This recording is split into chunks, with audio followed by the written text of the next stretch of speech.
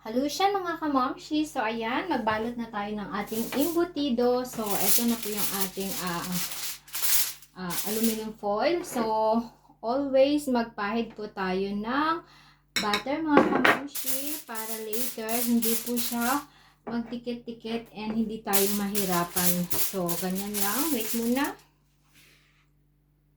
So, let's go mga kamamshi. Yung gamit ko is 1 cup na measurement.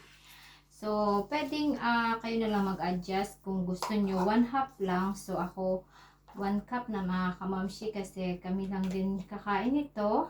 So, para pantay-pantay siya. So, dapat ganyanin talaga mga kamamshi. So, after nya, so, ilagay lang ng ganyan. So, I hope na, ayan, kikita siya. So, tapos yung ating boiled egg mga kamamshi na ready ko na. So, pwede kayong maglagay ng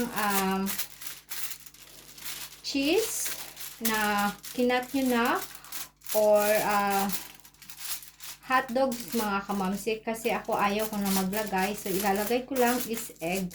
So, ganyan lang mga kamamsi. Quick and easy lang talaga. Maka quick and easy tayo. So, kanina pa ako, hindi ko pa ito natatapos. Nawawali na naman tayo sa quick and easy. So, ayan mga kamamshi. So, ganyan lang. So, ayan. Add tayo ng 3 eggs. So, ganyan. Okay na po yan yung 3.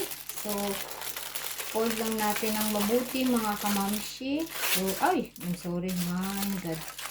So, dahan-dahan lang sa pag-fold. So, ayan.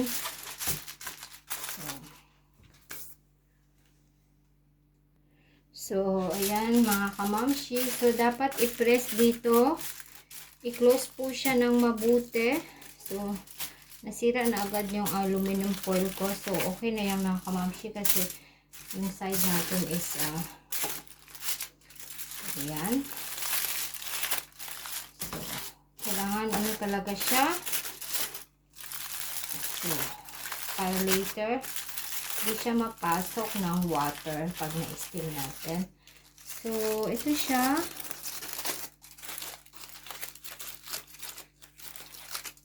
Ganyan lang muna. So, side by side. So, ayan, mga kamamshi. So, almost na yung tight. So, and then, close lang natin. So, ganyan. And dito din syempre sa other side. So, ayan na mga kamamshi, o diba? So, one more try.